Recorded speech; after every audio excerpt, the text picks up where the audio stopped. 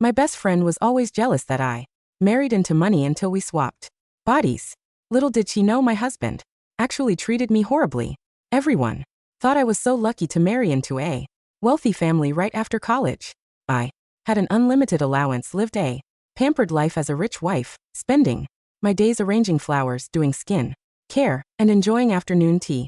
People believed I was blessed beyond measure. My best friend Vivian Palmer was no exception. Unlike me, she started working in a factory after graduation, pulling overtime shifts. She married an ordinary man, and over the years she gained weight. At our recent college reunion, our classmates said we were now worlds apart. Vivian's face darkened immediately. Before the gathering ended, she slammed the table and stormed out. I felt bad and wanted to meet her to talk things through, but before I could, I found myself trapped in her body. Instead, staring at Vivian's reflection in the mirror, I was horrified. The face looking back at me was bloated and pale, with sagging undereye bags and bloodshot eyes. Her greasy hair clung to her scalp, as if it hadn't been washed in ages. A faint, unpleasant odor lingered on her. I didn't know what had happened to her, but I decided to return to my villa first. This body was so heavy. By the time I reached the villa gate, I was gasping for breath. My shirt was drenched in sweat and my face felt sticky with oil and perspiration.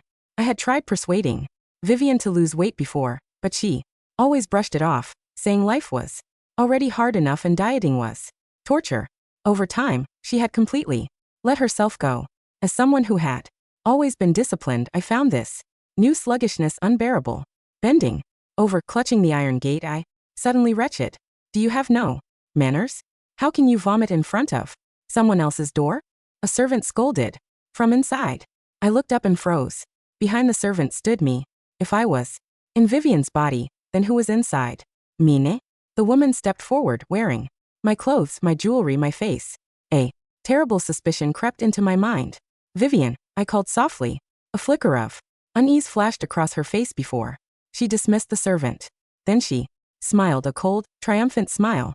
From today onward, she said, you are Vivian, and I am Jeanette Yates, your rich wife's life now belongs to me. My heart pounded. What did you do? Just a little trick to swap our bodies, she said gleefully. Your happiness is mine now, and as for you, you can rot in my miserable life. Don't even think about switching back, she sneered. As long as I refuse, you'll never get your body back. Even if you tell people the truth, no one will believe you. And if I wanted to get rid of you, it would be as easy as crushing an ant. I stared at her, my heart heavy with disbelief. We had been best friends for years. It hurt deeply, but I wasn't ready to give up. Vivian, I said gently, grabbing her hand. My life isn't as happy as it looks, and yours isn't as terrible as you think. We don't have to do this. She shoved me away with fury. Stop lying. This is the happiest I've ever been. I looked at the face that once belonged to me inside. Are you sure you want to go through with this? Of course. I went through so much trouble to swap with you. Even if I die, I'll never give this body back. All right, I said calmly. Her eyes widened. From today onward, I continued, Jeanette's life is yours. Without looking back, I left the villa and returned to Vivian's home. The moment I opened the door, I was stunned. The living room was a complete disaster. Takeout boxes stacked on the table, clothes and socks strewn across the floor, chairs toppled over. The entire place looked like a storm had hit it. Now I finally understood what Vivian meant when she said her life was falling apart. But life is shaped by one's own choices. I would not allow mine to decay like this. Rolling up my sleeves, I began to clean. For the entire afternoon, I worked nonstop, running up and down the apartment until everything was spotless. When I finally finished, dusk had fallen. Exhausted, I took a shower and changed into clean clothes. Just then, I heard a key turning in the door. A man stepped inside and froze. He was tall and slender, not particularly handsome, but with a gentle presence. His eyes widened as he looked around the newly cleaned living room, then at me. It was Cedric Palmer, Vivian's husband. Now he was my husband. I fidgeted, nervously, unsure what to say. You cleaned up, he said, his tone uncertain.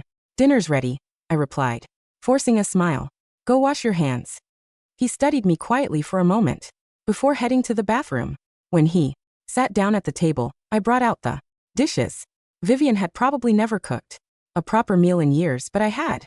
Although I married into wealth, I had once loved cooking. It was one of the few things that brought me peace. Cedric seemed pleasantly surprised by the food. The dishes were simple, yet he ate every bite. After dinner, he sat down his chopsticks and looked at me seriously. Have you thought it through? Are we continuing this marriage? I froze. Had Vivien been planning to divorce him? No, I can't give you a wealthy life, he continued. I can't offer luxury, but as long as you are my wife, I'll treat you well. His sincerity made my chest tighten. Cedric wasn't rich, but he radiated quiet reliability, the kind of warmth I hadn't felt in years. I smiled softly. Honey, I've thought it through. From now on, living our own life well is what matters most. He paused, then gently took the dishes from my hands.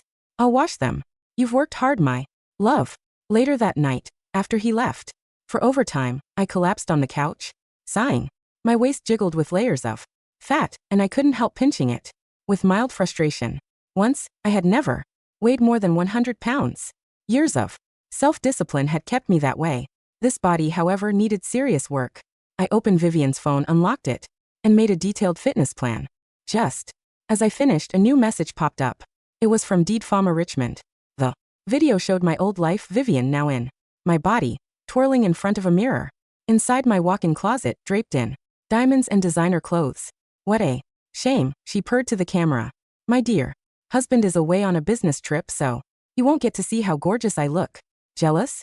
My life is your dream. I laugh quietly. If she loves that dream so much, she can keep it. Typing quickly, I replied. Cherish the present while you can. Then I blocked her, tossed the phone aside, and drifted into the first peaceful sleep I'd had in years. When I woke up the next morning, for a brief second, I thought it had all been a dream. But when Vivien's reflection looked back at me in the mirror, I smiled. I was finally free. I clenched my fists, got dressed, and stepped out for a morning run. This body was mine now, and I wasn't going to neglect it. When I returned, panting but satisfied, I noticed a pair of men's running shoes by the door. The shoes at the entrance were clean but clearly worn, the soles smooth by long runs. Cedric's. I bent to straighten them and realized I was smiling. Strange. In my previous life as Jeanette, I never smiled like this in the morning. Every day had begun with fear. Fear of what my husband would say, what his mother would criticize, what the servants would whisper. Even sunlight had felt like a punishment, glaring on a life I couldn't control. Now, standing in this small, messy apartment, I felt something I hadn't felt in years. Peace. I made breakfast. Nothing fancy. Just eggs, toast, and some fruit. When Cedric returned from his run, sweat glistening on his neck, he looked startled to find the table set. You cooked? He asked. I nodded. Sit before it gets cold. Hesitated. You are different lately. I shrugged lightly, not looking at him. Maybe I just got tired of being miserable. Cedric laughed softly, sat down, and began to eat. For a while, the only sound in the room was the scrape of forks against plates. It was domestic, ordinary, and I cherished it. Over the next few weeks, my days found a rhythm. I followed the fitness plan I had written that night, waking early for walks, preparing balanced meals, cleaning, organizing, applying small changes one by one. My body resisted at first, but each time I saw even a slight improvement, I felt triumph bloom in my chest. Cedric noticed too. He stopped leaving work so late. Sometimes when I was cooking dinner, he'd stand by the doorway just watching, an unreadable look in his eyes. We began to talk about work, about bills, even about little things like a funny commercial or a new neighbor. Nothing romantic, but there was warmth in it. The quiet understanding of two people rebuilding a life that once felt broken. Meanwhile, Jeanette, that is Vivien in my old body, was enjoying her dream life to the fullest. Her social media overflowed with luxury champagne dinners, spa days, yacht trips, and perfectly curated selfies. Each photo sparkled with the perfection she had always envied. But sometimes when I looked closer, I saw cracks. Her smile seemed too stiff, her eyes too wide. I knew that smile well. It was the one I used to wear when everything inside me was falling apart. A few months passed like that. Then one afternoon, a knock came at the door. I opened it to find a delivery man holding a small parcel. It was addressed to Vivian Palmer. To me, The sender's name made my stomach twist. From Jeanette Yates. My heart pounded. Inside the box lay a glossy invitation embossed with gold letters. The Yates Foundation Gala. Celebrating a new era. So she was hosting a charity gala now. Typical. Vivien had always craved admiration, the kind that could fill the emptiness she refused to face. But the note tucked inside chilled me more than the invitation. Greater than you should come. I want you to see what real happiness looks like. Jeanette. I crumpled the card in my hand, trembling. For a long while I simply stared at the crushed paper. Then I exhaled slowly and smiled. Fine. If she wanted me to see, I'd go. But I wouldn't go as her pitiful old friend. I'd go as the woman she underestimated. The woman who learned that peace is stronger than luxury. That night I told Cedric about the invitation. He frowned. You want to go? Yes, I said simply. It's time I faced her. He studied me for a moment. Then I'm coming with you. I wanted to protest, to say it wasn't necessary, but something in his tone silenced me, so I nodded.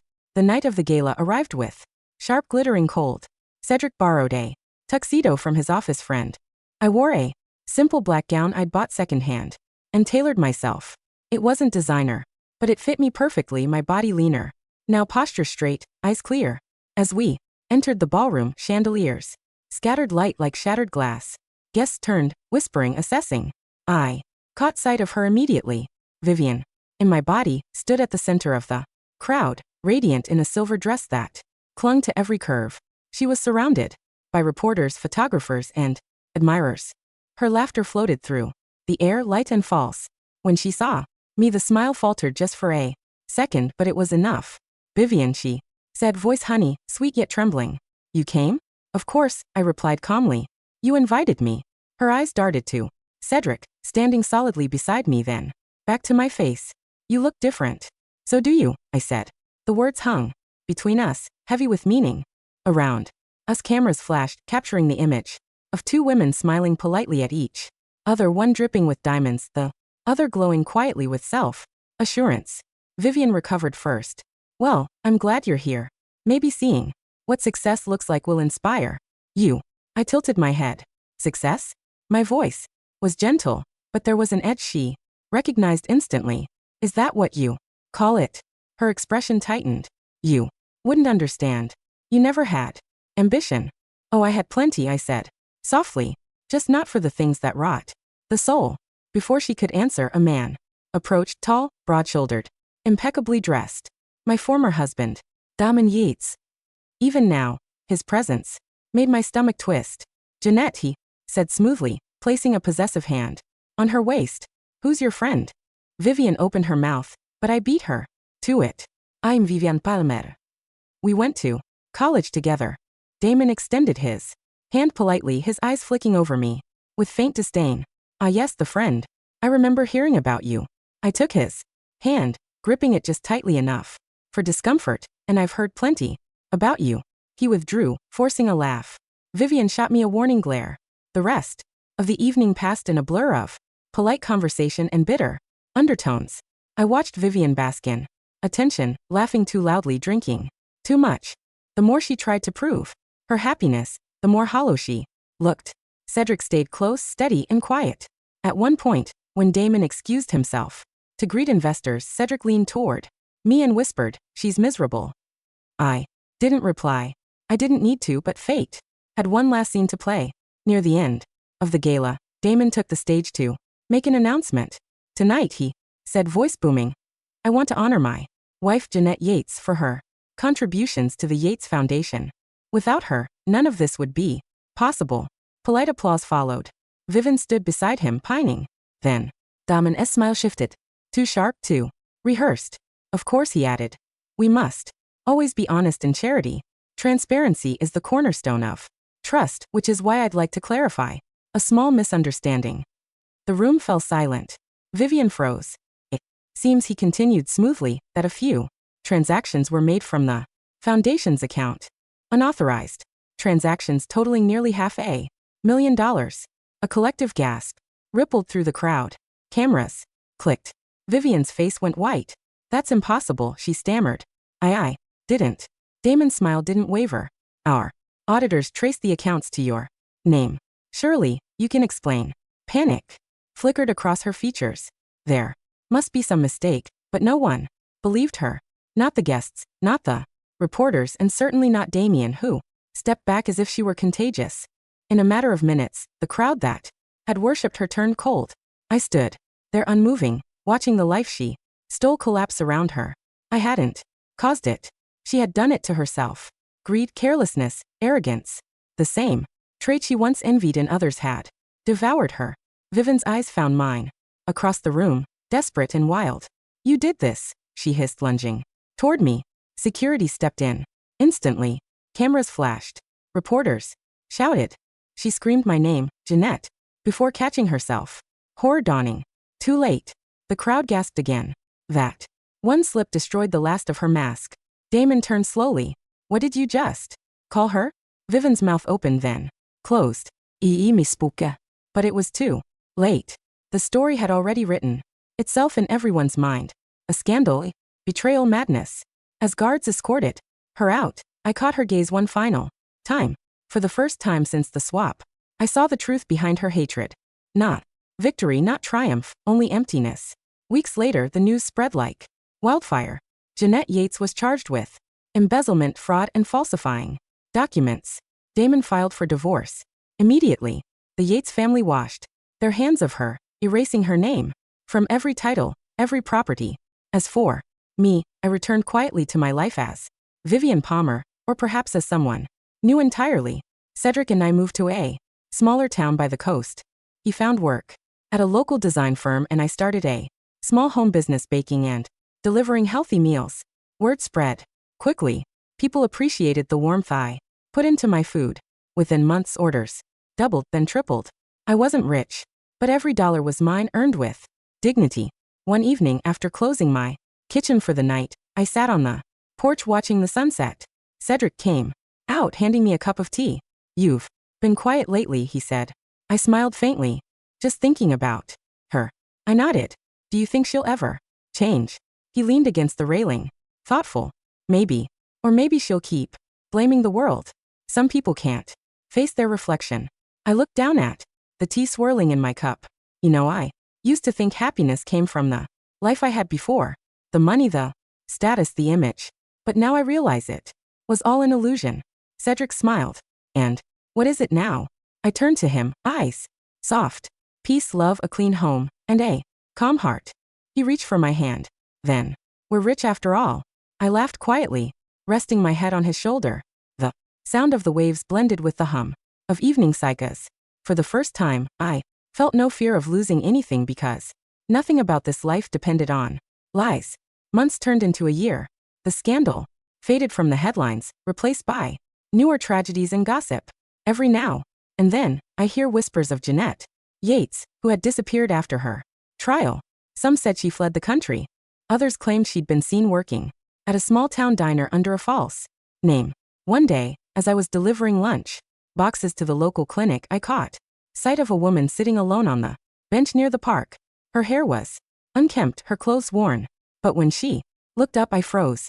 Vivien, or rather, the woman wearing my old face, stared at me blankly for a moment, then her lips parted. Jeanette? I hesitated. Vivien, her eyes filled with tears. I made a mistake. I said nothing. The wind carried the smell of rain and distant sea salt.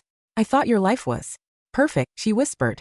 I thought if I had it, everything would be better. But it was hell. They used me, hated me. Damien. She broke off, shuddering. I lost everything. I know, I said quietly. She clutched the edge of the bench. Can we switch back, please? I can't live like this. I studied her face, my old, flawless face, now drawn with guilt and fear. For a moment, pity stirred in me. Then I remembered the years of cruelty. The way she had smiled when she stole my body. The way she said, even if I die, I'll never give this back. And I realized she already had died. The moment she betrayed the only person who ever cared for her. No, I said softly. This is your life now. Make something of it. Her eyes widened. You can't. I can't, I said. And I will. I turned to leave, but before walking away, I added, Vivian Palmer is gone. And so is Jeanette Yates. We both paid The price for who we were. Now it's time to live as who we've become. I walked away without looking back. The wind picked up, scattering leaves across the street. When I glanced at my reflection in a shop window, I didn't see Vivian or Jeanette anymore, just a woman reborn. Years later, on a warm spring afternoon, Cedric and I sat outside our little cafe. The second morning, the place had grown popular. Tourists often stopped by for breakfast or to photograph the ocean view. My once heavy body was healthy, now strong. I laughed easily, spoke freely, and no longer wore fear-like perfume. A customer approached a young woman holding a glossy magazine. "Mrs. Palmer," she said. "Did you see this? They're making a documentary about the Yates scandal." I smiled politely. No, I hadn't heard. She nodded eagerly. "They're calling it The Wife Who Lied Twice. Crazy story, huh? Imagine pretending to be someone else." I just chuckled. Yes, imagine. After she left, Cedric leaned close. "You never told me what you'd do if she ever came back." "She won't," I said, looking toward the sea. "But if she did, I'd thank her." He raised an eyebrow. "Thank her?" "Yes," I said, smiling. "Because if she hadn't stolen my life, I never would have found my own." Cedric reached for my hand. "You always know how to turn pain into poetry." I laughed softly, squeezing his fingers. "Maybe that's the only way to survive." The horizon burned gold as the sun began to sink. Waves curled against the shore, rhythmic and endless. I breathed deeply, feeling the salt air fill my lungs. For the first time in forever, I wasn't running from anything. Not from wealth, not from pain, not from the past. The world had taken everything from me once, but I had rebuilt it piece by piece in my own image. And this time the reflection looking back truly belonged